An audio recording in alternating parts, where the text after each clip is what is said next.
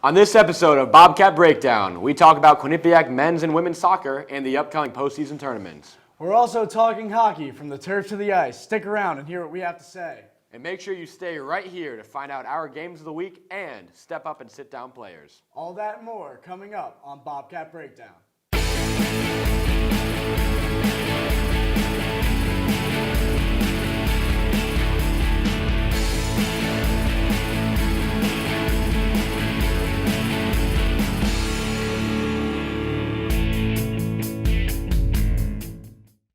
Welcome to Bobcat Breakdown. I'm Andrew Weiss, and that is John Franklin. Women's soccer has been a major surprise for Quinnipiac this season. This team finished last season with only 3 wins to their name. Bringing in 13 freshmen, the Bobcats have experienced a drastic turnaround and have a solid chance of making the postseason. John, what's been the difference from last season to this season? Well, Andrew, you hit the nail right on the head. You said it. 13 freshmen have come into Dave Clark's system, and they've truly made an impact. Most notably, Nadia Gill, scoring some very big goals in some very big games in very big situations. Absolutely. If you look at Gill this season, she leads the team in game-winning goals. Coming in here as a freshman, we talked about it before, it's not easy to do. Coming in, making a huge impact like she has, and then the other freshmen as well, absolutely chipping in and doing their part. Other freshmen, including Jessica Cascio. Cascio, center midfielder, didn't start the first game, but since that first game has stepped up completely, almost leading the team in minutes, top 5 in minutes. An absolutely unbelievable stat for that freshman. Absolutely, and if you look at what she's done for this team this season, she's a big part of why they've gotten off to a good start. They do the little things correctly, and that's what's been the big difference from last season. Last year, a lot of small mistakes, mental errors. The freshmen this year have stepped in and really just eliminated that problem, doing the right plays at the right time. And, going off that, there's also been some key players stepping up in leadership roles, including Jess Fontaine, a really, really key player for the team this year. Stepping up into a big center midfield role. She's a junior now. She's no longer a sophomore. She has to assume a leadership position. And I think so far she's done it. She's definitely come into her own, and she's definitely become a player that other players can rely on and off the field. Absolutely, and that leadership role is so undervalued, especially when you consider that there's 13 freshmen, as we mentioned, on this team. It's just absurd of how well of a job that not only Dave Clark is doing, but Jess Fontaine being a leader, going out there and just telling these freshmen, hey, this is what we got to do. This is the mindset we have to have going to the games, mentally, physically, being prepared. It's just an absolute different team, and it's blown me away. Absolutely. They played a Monmouth side this year, very, very highly touted Monmouth side. And they end up taking them to overtime and eventually beating them on the back of a Jess Fontaine assist to freshman Nadia Gill. And that all comes from Coach Clark's philosophy of coaching. We're going to get the ball down the sideline, get it to the middle to where your center midfielders are, Jess Cascio, Jess Fontaine, working in a tandem, perfect duo, and they're going to get it up top to Nadia Gill to put the ball in the back of the net. And that's how these freshmen have come in and really developed under Dave Clark's system. And Gill has finished every single time and done a great job of doing so. So we briefly mentioned their chance at postseason play. What are your thoughts on a run after this regular season? Well, I really think the team could go far in this tournament if they are to make it. I think that the freshmen are going to step up. I really think Fontaine herself is going to really lead them, like we said, and I think they could absolutely pull an upset on a higher seed and surprise a few people, turn some heads. I couldn't agree more with you. If you look at what they've done earlier this season, they've played the tough teams. You mentioned Monmouth. Monmouth was a very good team this season. They still are a good team this season. And the Bobcats have a good chance at drawing a team like Monmouth or Monmouth themselves in the first round of the MAC tournament. Now, being able to put on performance like they did against Monmouth early in the season again, it's a hard task, but they've done it. They beat Monmouth in overtime, Nadia Gill, the game winner, and it's something that they could do on a higher seed like Monmouth. They could do on another team after that. They have the chance to make a deep run if they're playing hot at the right time, and right now they are. Absolutely correct. And the other thing is, people will say that Quinnipiac won because they were playing at home. They had home field advantage. The team doesn't play well at home. They're 1-3-1 at home. They're better on the road. They have 3 wins on the road this year. So you look at it, you beat Monmouth at home. To take them to overtime and beat them at home is big enough when you don't play well at home. With a young team, now you're heading to a neutral site in the tournament. That's very, very big impact on that game. Absolutely, John. Now, on the other end of things, men's soccer has been an enormous disappointment. Head coach Eric DaCosta's squad has merited just a single win in the 2015 campaign. John, as someone that has kept a relative close eye on the team this year, what has been the issue with the men's soccer team? Andrew, they don't score. For a team that was supposed to be a very good offensive team, they don't score. The team leader in goals, Toby Esch, a center back. Kid like Rashawn Daly comes in. He's supposed to be a freshman, taking control, up top, going to score some goals. He has 1 goal on the year. That's absurd. How could a center defender be leading the team in goals on a team that's supposed to be so talented offensively? Yeah, and most of those goals for Esch have come on the penalty kick. It's not even that he's come down the field and put in the back of the net. It's been taking those penalty kicks. And you mentioned Rashawn Daly. And Nadia Gill comes in for the women's soccer team, freshman, goes on an absolute tear. Rashawn Daly, it's been almost the exact opposite. He's had flashes of greatness. That we can't deny that. However, the fact that this team has been unable to score for majority of games this season, that 1-0 loss to Canisius always comes to my mind when they had 9 shots on goal, 9 shots and only 1 on net. That's the job of a forward like Rashawn Daly to get out there, create opportunities, put the ball in the net. Right now, only 1 goal in the year, it's not enough. I mean, I totally agree with you, Andrew. I think the one big problem, though, aside from goal scoring, is the setup. Max Rothenbucher, sophomore, has not been there for the team at all, whatsoever to me. He has no assists on the year. A midfielder, no assists.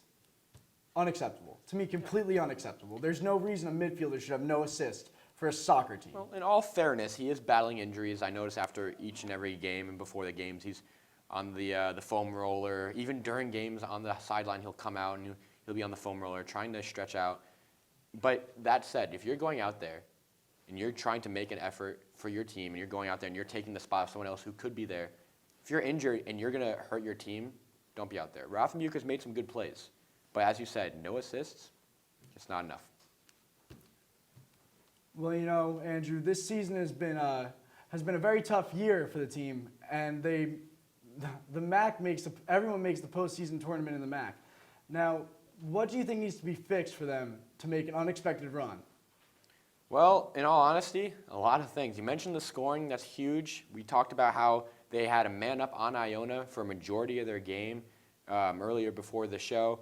And for those of you at home who weren't able to watch it, Iona got a red card early in the match, had 10 men, went into double overtime, scoreless.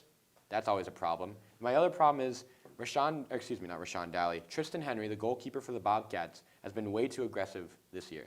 Given up, I'd say about half the team's goals have been because he's been too aggressive. That's probably a little too high of a number in all honesty. But he comes out too far of his box, trying to play the ball, doesn't communicate with his defense well when he does that, and that's been a problem. He needs to make sure that he's not getting too aggressive and giving the other team easy chip shot goals. Oh, absolutely. I completely agree. He's been very, very off his line and leaving the team in very bad situations, especially on balls that 50-50 balls in the box shouldn't be coming out on. He comes out, gets aggressive because he's trying to make the highlight play. It's hard. You're stepping into big shoes. He's trying to fill some big shoes coming in as a new goalie. But he shouldn't be doing so much. That's the problem. He's trying to make the play, do too much for his team. I think that's what's going to falter for this team in the tournament. And aside from that, I know defense wins championships is a thing that people preach. It's a big deal, but it's not going to win. You're not going to win if you don't score goals. And that's what this team can't do. They just cannot score goals. So you believe that they're not going to be able to make a deep run? I don't think so. Not even with Coach DaCosta. No, nothing can fix this team to help them make a run. Absolutely.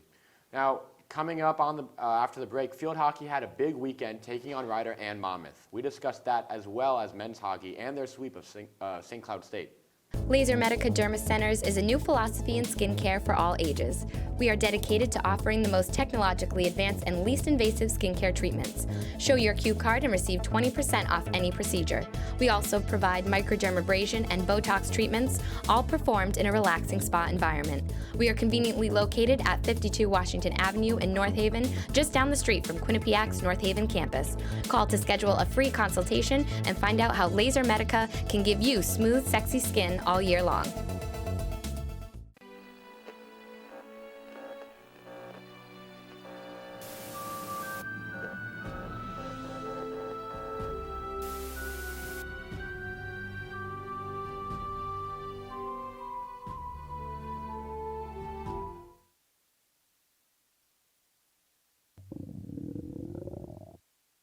I could really go for a Ray and Mike sub right now.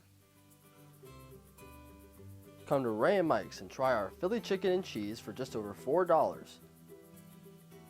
Giant cheesesteak subs and mouth-watering boar's head sandwiches for as low as $4.75. Qcash accepted just a mile down the road on Whitney, here at Ray and Mike's.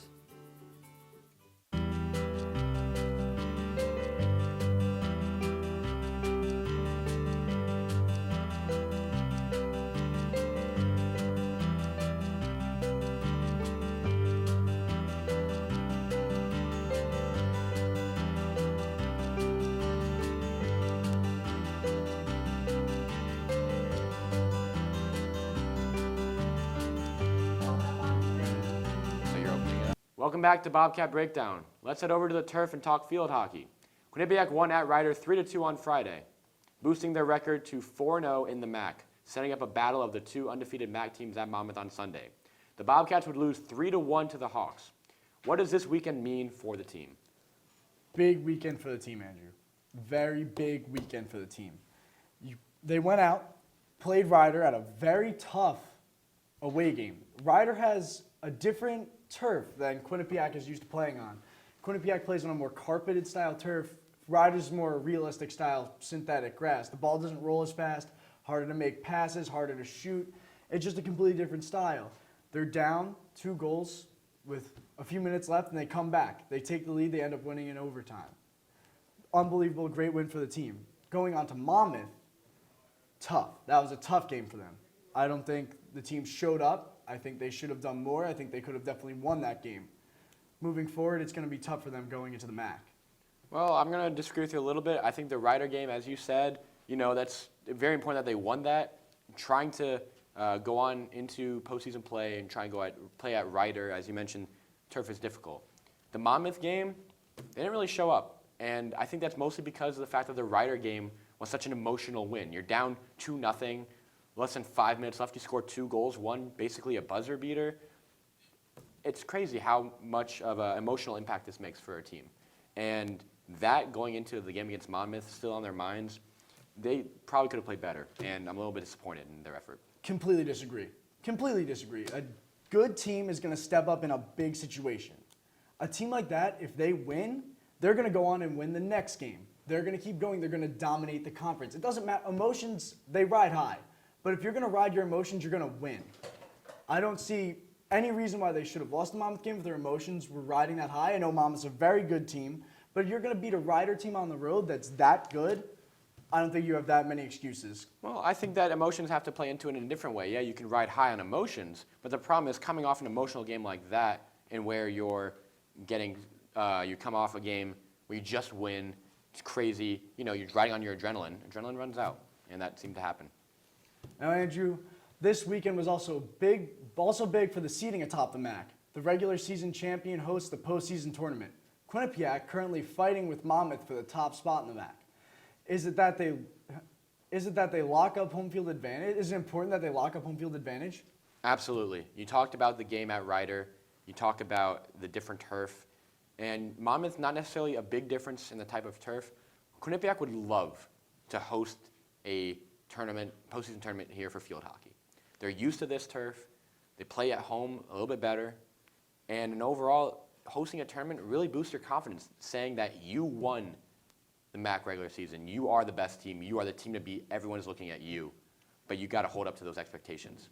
So winning the MAC regular season title outright, that'd be something that they really would love to have, and I'm sure that they're going to try to do. I'm going to agree with you there. I absolutely believe that home field advantage is huge, but a good team can win anywhere. That's the bottom line. If they're that good and they're trying to fight for the top spot, it's a big deal. They're trying to win it. But if they don't, it shouldn't matter. They should go on and they can play wherever they have to play, whether it's Monmouth, if it's going to be Monmouth. They should be able to go and they should be able to win. It doesn't matter whether it's home or away. Well, yeah, but these games are so close. We watched the game against Ryder, double overtime, the last second game-tying goal, and it's a different feel. It's a different turf. Yeah, a good team wins anywhere. But a good team would love any small advantages they can take because these games are close. And a home team has a much bigger advantage because they're used to this turf. It's what they play on. It's what they practice on. And I'm sure Quinnipiac would love to have that advantage, even if they are a good team. Any good team would love that. I'm sure the Patriots like playing at Gillette a lot more than they would playing anywhere else. And they're a good team, and they probably do better there. Fair enough, fair enough. Now, from the turf to the ice, we head over to men's ice hockey. The Bobcats had a big week, beating Maine and taking a doubleheader from St. Cloud State. What does this mean for the team moving forward? Well, it's huge, and it's kind of hard to quantify how big this game, or this whole entire week was for them, but it's huge. You beat Maine, you crush them, and then you go on to play St. Cloud State, a ranked team, 9 in the polls, above you. You know, people are looking at their goalie, Charlie Lindgren, saying, wow, this kid, he's coming off 3 shutouts, has the best shutout streak to start a season in NCAA history, and they dropped 9 goals on him. That's amazing for their confidence, not only the confidence, but it's great for them moving up in the polls. It's good for the entire team as a whole. The one concern I have is that they look at this and they get content. It's like a 2-goal lead in hockey. Coaches say that they hate a 2-goal lead because their teams, they just fall back, oh, we're up a bit. I don't want Quinnipiac to look at their win over St. Cloud State, or their wins over St. Cloud State, and think, okay, well, we can beat good teams. We don't have to keep going as hard. They need to keep going as hard. It was a great win for them.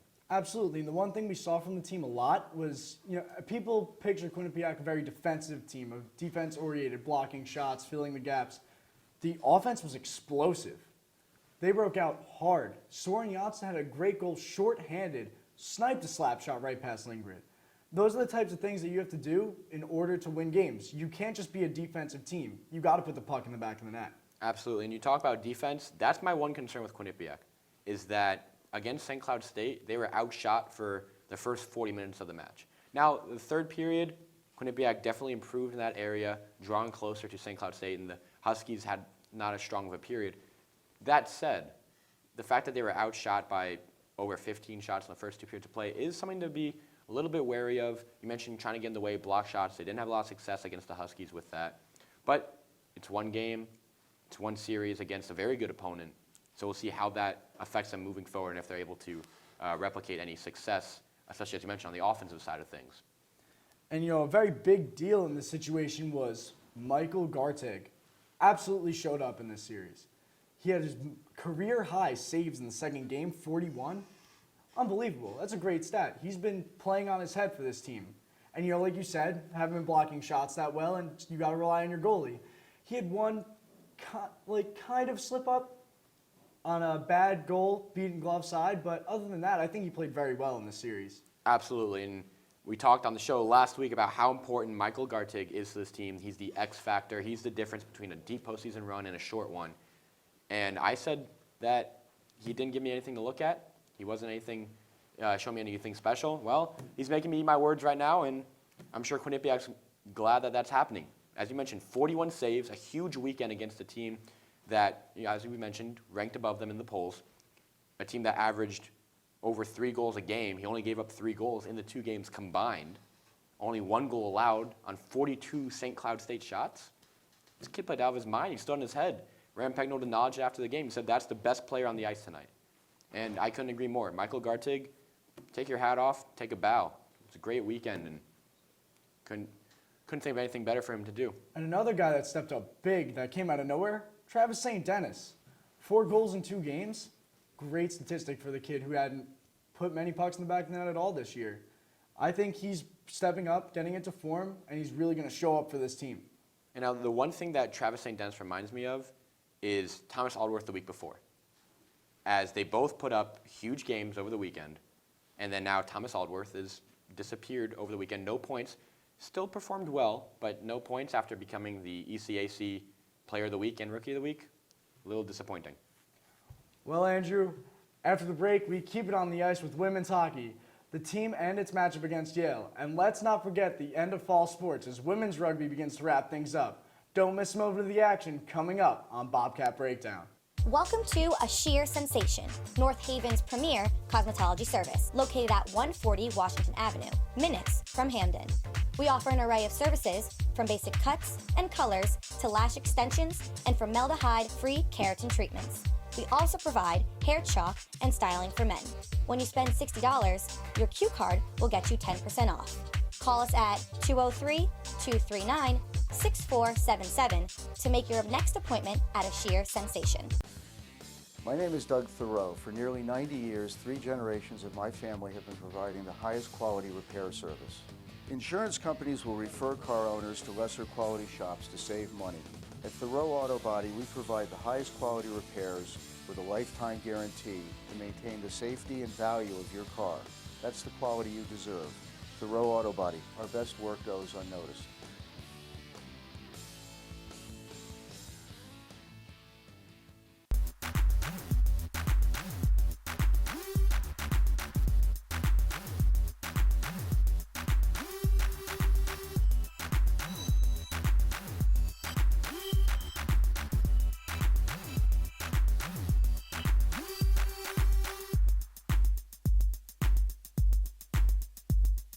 We are your source for entertainment news.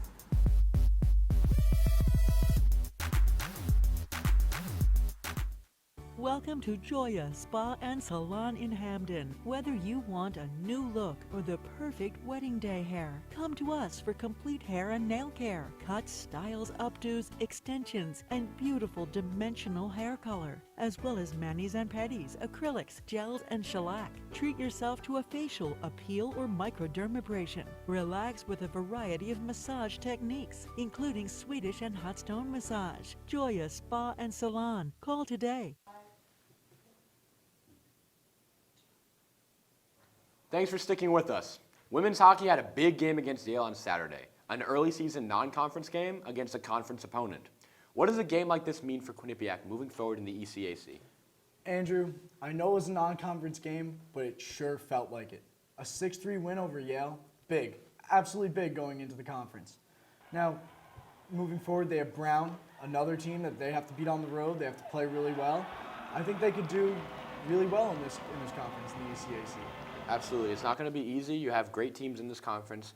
You know, you have Clarkson, St. Lawrence. These are teams that are pretty good women's hockey teams. But Quinnipiac has the ability to play even better. They have that extra step, and they have to make sure that they unlock it. Against Yale, they played pretty well, but giving up 3 goals and looking sloppy defensively on that third one especially, as a great move by the Yale forward. I can't recall the name, so it's my mistake, but absolutely dreadful defense on the last play. The first goal given up by Sydney Rossman was a shot from the point that was just not pretty, and it was Yipchuk for Yale. That's who it was. Also on the assist on the third goal, and she beat Quinnipiac, made them look bad twice. Now, you know, it's a 6-3 victory. You score 6 goals in a game against a not necessarily pushover opponent. You know, you'll take that any day. But giving up 3 goals, a little bit of concern for me. Absolutely, but I don't think you can blame a single one of those goals on Sydney Rossman. I think she's been playing very, very well for this team, and she's been holding it down. You know, she stepped into a role, she filled some shoes, and she's really proven some people wrong, said that she's going to be the good goalie in the team, and she's going to show them what she's worth. I think she's doing a great job holding it down back there, and defensively, like you said, agreed with you, they're weak. They're not showing up. They got to if they want to beat teams, like you said, St. Lawrence or, you know, Brown coming up. That's big. Defense has to fill the gaps, like the men's team, like I said, block shots, that type of stuff. Absolutely, John. And now women's rugby had a big win this past week, defeating American International College 54-21 on Thursday. The rugby team now moves to focus on their upcoming game against Army. The Black Knights defeated the Bobcats 29-24 earlier this season after scoring 22 unanswered points in the comeback win. What do you expect to see in the rematch, John? I expect to see Carlson's squad to get out there and take it to Army. That first game, she should have been more than upset with her team. 22 unanswered points, unbelievable. Should have never happened. If your team's going to be that good and prove to the nation that you're that good, then you better get out there. You better turn some heads. If you're going to beat Army, beat them. Pound them into the ground. 22 unanswered is completely unacceptable. Absolutely. I couldn't agree with you more. That 22 unanswered is going to ring in my head, and it's going to ring in your ears, I'm sure, because that's all we're going to mention specifically. 22 unanswered points. That means that they're going to go out there, they're going to score points, and you're going to do nothing about it? That's just unacceptable, and I'm sure this team has thought about it all year long. That 22 unanswered is ringing in their ears too. That's 22 unanswered points made the difference from this team being 6-2 now. They could have been 7-1. It might seem like one loss to one win, but it makes a difference. Come time for the tournament, it's going to make a difference. That one loss is going to be huge 22 unacceptable. Completely unacceptable. Absolutely. I can absolutely see Quinnipiac taking it to the Black Knights and just dominating the game, winning by probably double digits. That's my prediction. Quinnipiac will beat Army by double digits. I couldn't agree more. They have to if they want to prove that they're a team worth playing and worth beating. And going off that, AIC pounded them into the ground. That's the type of win that they have to have against Army. And they came off a tough loss right before that. Central Washington, that is a tough team. It's a tough loss, but they came back with a win. They got to beat Army again.